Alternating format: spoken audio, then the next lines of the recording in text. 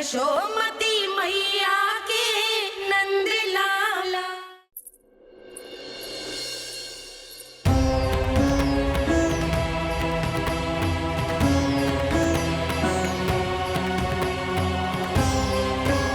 इससे पहले कि मैया को संदेह हो जाए, मुझे जाना होगा शनिदेव।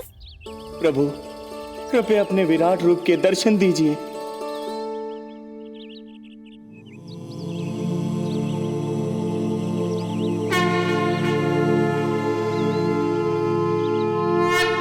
सशंख चक्रम सकिरीट कुंडलम सबीत वस्त्रम सरसीरुहेक्षणम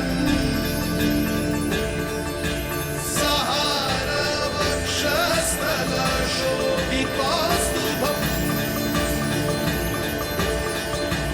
नमामि विष्णुं शिरसा चतुर्भुजम्।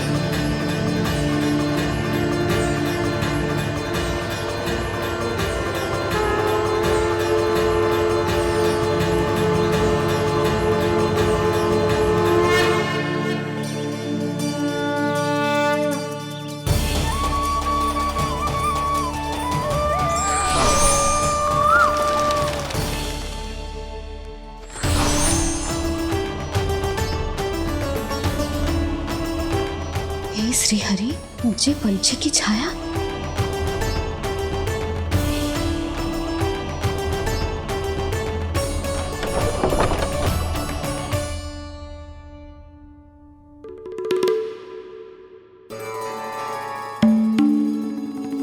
यशोदा, क्या हुआ? क्या देख रही हो? क्षणभर को लगो जैसे लल्ला की ना कोई पंछी की छाया हो। पंछी?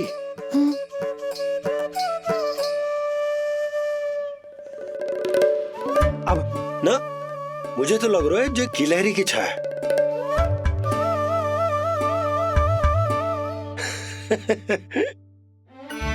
यशोदा, बालक नीलमणि है और बालकों वाले काम तुम कर रही हो। अरे प्रकाश और छाया से खेलने का काम लल्ला के लिए छोड़ दो। अरे परंतु ये देखो, झरोका खुलो है, ठंडी बयार चल रही है, लल्ला को ठंड लग जाएगी। बंद करो, जाओ। हाँ हाँ हाँ लल्ला, ए लल्ला।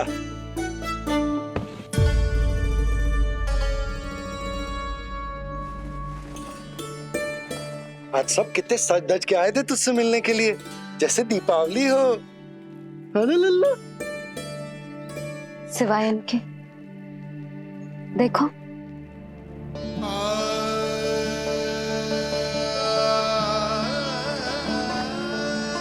जब से चिच्ची मथुरा से लौटी है, इनका सजना सवरना सब छूट गया है। मैया, तब तो हमें अवश्य ही कुछ करना चाहिए। सुनो जी, हमें अवश्य कुछ करना चाहिए। जे इसे देखो, ना तो जे थको है, ना इसकी आंखों में नींद है। हो सकता है इसका भी मन हो अपनी बड़ी माँ से बात करने का।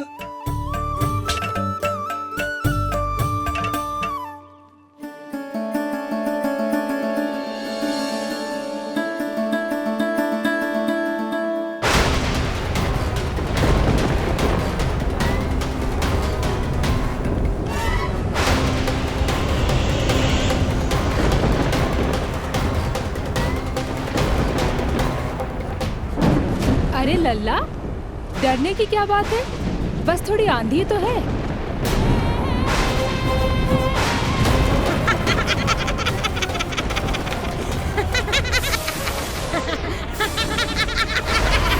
लल्ला, लल्ला, लल्ला, लल्ला।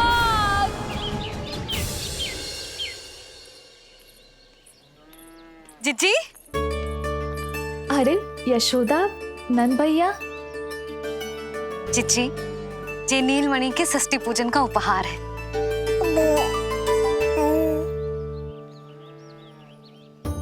यशोदा, नंद भैया, मैं आप दोनों की भावनाओं का सम्मान करती हूँ। आप दोनों को तो पता है मेरे हृदय में नीलमणि के प्रति अत्यधिक प्रेम है।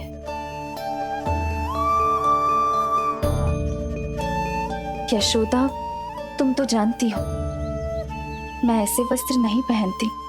स्त्री का श्रृंगार उसके पति से होता है और मेरे पति तो उस महादुष्ट कंस के कारागार में बंदी है। ऐसे में इस रास रंग का झूठा दिखावा कैसे करूं नंद भैया? अभी समय नहीं हुआ है, इसीलिए विवश हूँ। पर आपका दुख मैं भली भांति समझता हूँ बड़ी माँ। दिन रात ये भय लगा रहता है कि कभी भी उस कंस के सैनिक आएंगे और मेरे पुत्र को मुझसे दूर ले जाएंगे। इस आशंका में मैंने उसका बालपन भी खो दिया है। उस नन्हे से बालक को 4 दीवारों के भीतर बंद करके रखा है मैंने।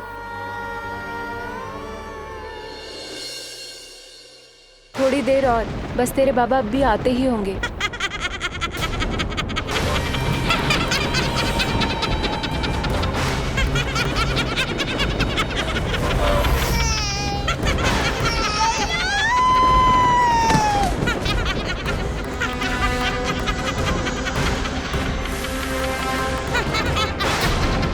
भाभी, आपका पुत्र हमारे नीलमणि का बड़ा भाई।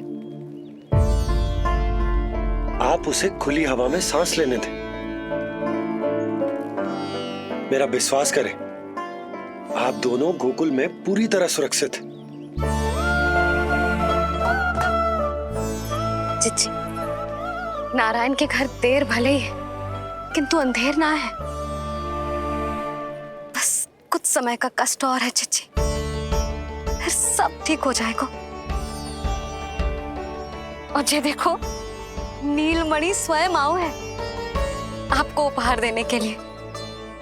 इसे भी मना करोगे आप?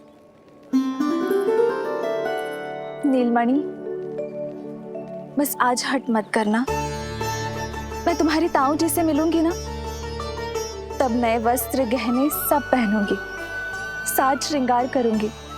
तब पूर्ण अधिकार से देना तुम अपना उपहार, किंतु आज नहीं। बड़ी प्रसन्नता की प्रतीक्षा में छोटी छोटी प्रसन्नताओं को त्यागना नहीं चाहिए बड़ी माँ। जीवन तो परमात्मा का उपहार है, उसे जीना चाहिए। चिच्ची, बड़ी प्रसन्नता की प्रतीक्षा में जीवन की छोटी छोटी प्रसन्नताओं का त्याग ना करना चाहिए। जीवन तो परमात्मा का उपहार है, जीवन तो जीना चाहिए। नंदराज, नंदराज, नंदराज, क्या हुआ? भोला, बंसी, तुम दोनों यहाँ? जी वो उपनंद जी ने कही थी कि आपको वार्षिक कर के बारे में स्मरण करा दूं, इसलिए हम दोनों चले आए। अरे हाँ, नीलमणि के आने की प्रसन्नता में मैं तो भूल ही गया था। अधिक देर होने पर कंस की दृष्टि में आने का संकट। कोई ना, मैं कल मथुरा जाकर कर जमा करा दूं।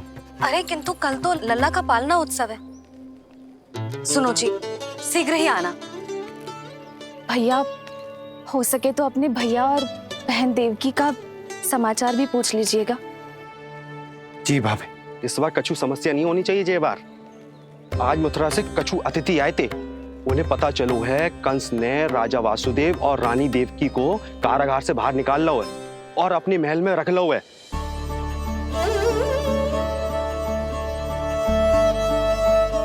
ये तो अत्यंत शुभ समाचार है।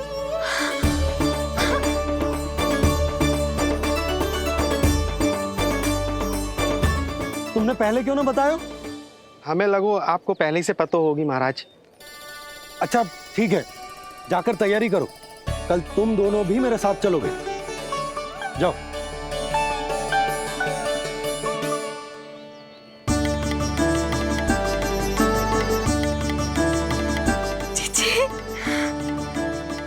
भाभी, यशोदा ने कहा था ना कि नारायण के घर देर अवश्य, परंतु अंधेर ना है। प्रतीत होता है हमारा नीलमणि सबके लिए सौभाग्य लेकर आया है।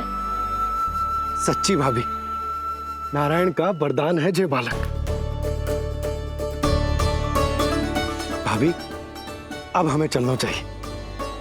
और हाँ, कल वसुदेव भैया और देव की भाभी से बिना मिले वापस ना आऊंगा मैं। उन्हें कह दूंगा और बता दूंगा कि कितना स्मरण करते हो आप उन्हें। चिच्ची, शुभ समाचार मिलो है। अब तो जो उपहार स्वीकार करना पड़ेगा।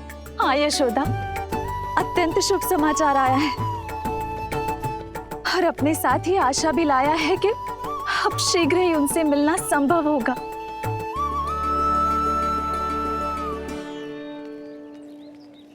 तुमने सत्य कहा था यशोदा, जीवन जीना चाहिए। मैं भी जीऊंगी, छोटी छोटी प्रसन्नताओं को मनाऊंगी, अपना ध्यान रखूंगी, फिर से सजूंगी, संवरूंगी। अब जब वो मुझसे मिलने आएंगे, उनका स्वागत करूंगी। उन्हें वैसे ही मिलूंगी जैसे जैसे उन्हें छोड़कर आई थी। मैं आपको आपके दुख से मुक्ति दिलाऊंगा। बस कुछ समय तक और प्रतीक्षा कर लीजिए बड़ी माँ।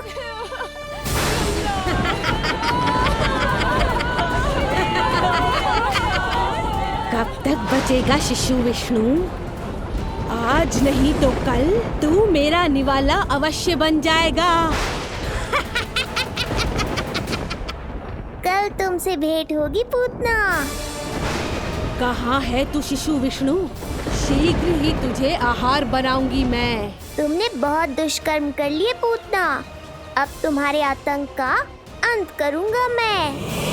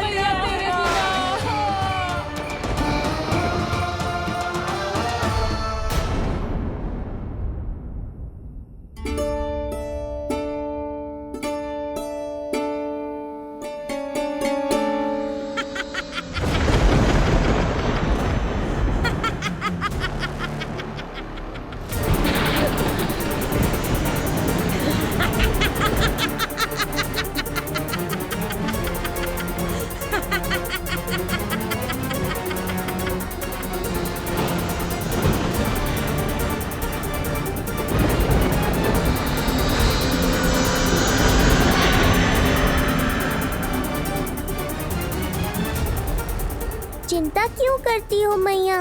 मैं हूँ ना। नेत्र खुले रहे तो मैया पक्का घबरा जाएंगी। यशोदा, क्या हुआ? अरे बोलो ना, कोई बुरा सपना देखो। ना, स्वप्न तो ना था, किंतु मेरा मन बहुत घबरा रहा है। ऐसा लगो जैसे नीलमणि को कुछ। ये देखो, नीलमणि तो शांति से सो रहा है। तुम ना व्यर्थ ही व्याकुल हो रही। बाबा सही कह रहे हैं मैया, कुछ नहीं होगा मुझे। सुबह होने में अभी समय है। व्यर्थ की चिंता को झटक सो जाओ। अच्छा, ऐसे कैसे झटक दूं चिंता? नींद अचानक खुलो है मेरी। इसका अर्थ है अवश्य ही कोई बुरी दृष्टि है मेरे लल्ला पर।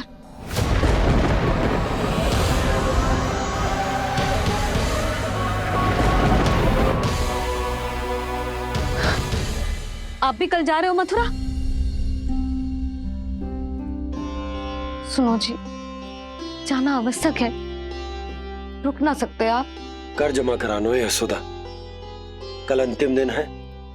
यदि वो निकल गए तो नारायण ही जाने वो कंस क्या करेगा। जानो आवश्यक। पिछले 6 दिन से नित्य कोई ना कोई कर्मकांड संस्कार चल रहा, इसीलिए तुम थक गई हो।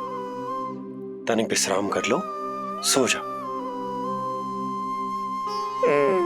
देखो नीलमणि भी जय कह रहा है कि मैया मोरी विश्राम कर लो, सो जाओ। कल मेरो पालना उत्सव मनानो है कि ना? सो जाओ।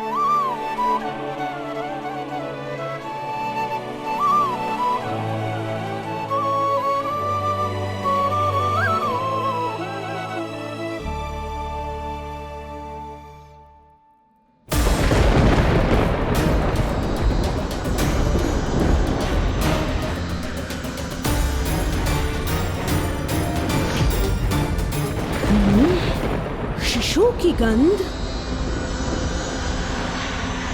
पर अब तो भूख भी मिट गई है। एक रात का समय बचा है बालक, जी ले। कल सूर्य की पहली किरण के साथ अंतिम सांस लेगा तू।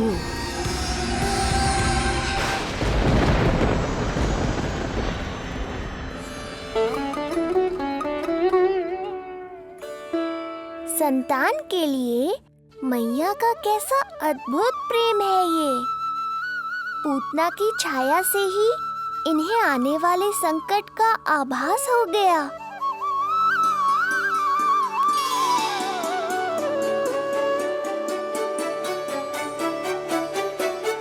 जब कोई बैलगाड़ी से यात्रा करता है तो गाड़ी पर चढ़ते ही सामान की गठरी नीचे रख देता है। उसे पूरे समय अपने सिर पे ढोते हुए यात्रा नहीं करता। उसी प्रकार आप भी अपनी चिंता की गठरी मुझे सौंप दो मैया, मैं सब संभाल लूंगा। जैसे आप थपकी देकर मुझे सुलाती हो, वैसे ही आज मैं आपको सुलाऊंगा।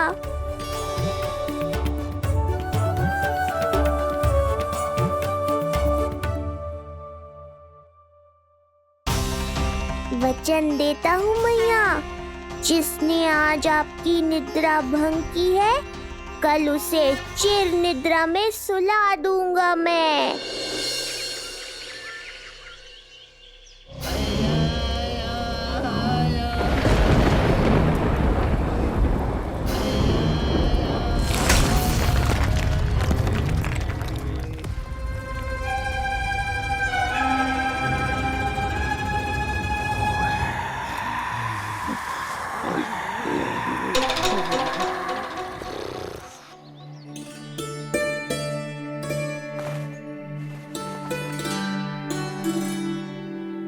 गाड़ी तैयार है नंदराज जी।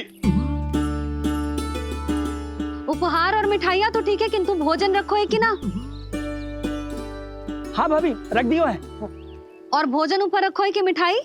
भोजन ऊपर रखो है भाभी। मुझे लगो ही था, अब मिठाइयाँ पिचक जाएंगी ना। हाँ भाभी, तो अभी मिठाइयाँ ऊपर रख देते हैं।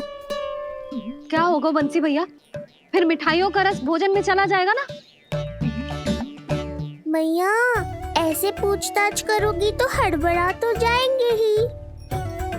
अरे भोला बंसी, अरे भोजन और मिठाइयों को अलग अलग रखो भाई।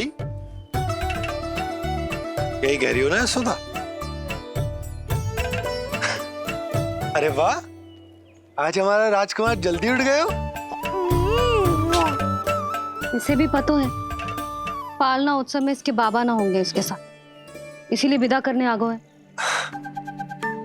फिर कोई ऐसो कर्मकांड ना होगो जब मैं ना हूं। बस आज जाने दे लल्ला, सबको जाकर अपने हाथों से मिठाइयां भेंट करूंगा और सबको बताऊंगा कि इतना सुंदर, इतना प्यारा लल्ला का बाबा बन गया मैं।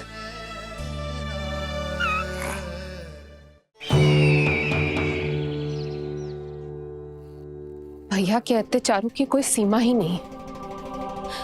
हमारे पुत्र को ढूंढने के लिए अब उन्होंने पूतना को आदेश दिया है। वो केवल महाभयंकर ही नहीं बल्कि मायावी भी है। हमें किसी भी प्रकार से ये सूचना गोकुल भिजवानी होगी। सत्य कह रही हो देवकी, मुझे भाई नंद को किसी भी तरह सावधान करना ही होगा, किंतु कैसे? हमारे लल्ला के बारे में जानकर सबसे अधिक कौन प्रसन्न होगा पता है? वसुदेव भैया। सत्य कहा आपने।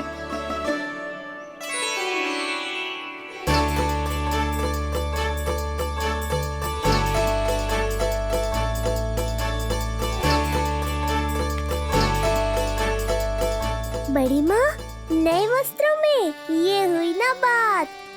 बहुत बहुत अच्छी लग रही हो रोहिणी जीजी, सच्ची।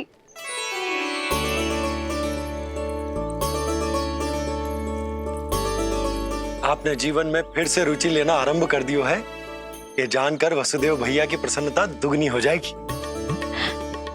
ये उनके लिए मेरे हाथों से बनाए पेड़े मथुरा के पेड़ों से भी अधिक प्रिय है उन्हें। और ये देवकी की नवजात कन्या के लिए कहिएगा केवल वस्त्र नहीं है, अपना आशीर्वाद भेजा है मैंने। सच में यशोदा, नीलमणि एक आशा का दूत बनकर आया है मेरे जीवन में। नंद भैया, उनसे ये भी कहिएगा कि मैं और उनका पुत्र हम दोनों ही यहाँ कुशल से हैं। अगर ईश्वर ने चाहा तो शीघ्र ही उनसे मिलना संभव होगा। वसुदेव भैया और देवकी भाभी से बहुत सारी बातें करनी, यदि विलंब हो जाए तो चिंता मत कर। जाने से पहले लल्ला को हृदय से तो लगा लो।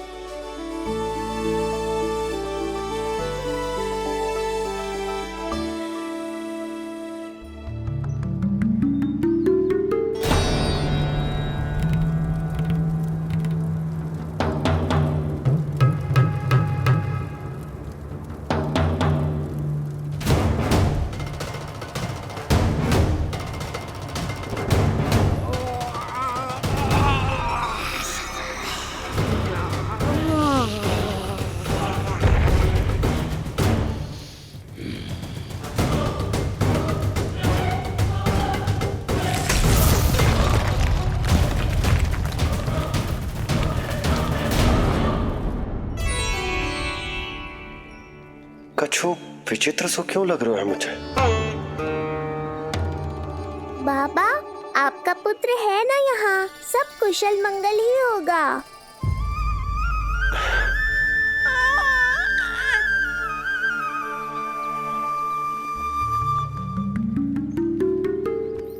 चलता हूँ। ध्यान रखो।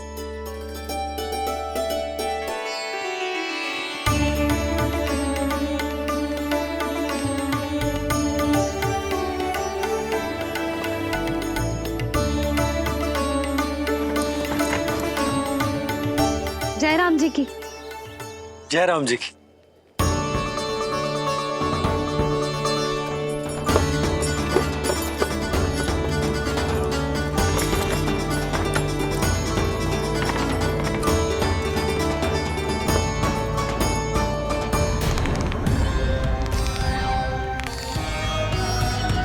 कहाँ से आरंभ करूं आज? ब्रजपुरा, रानी घाट, देतिया, बरसाना या गोकुल?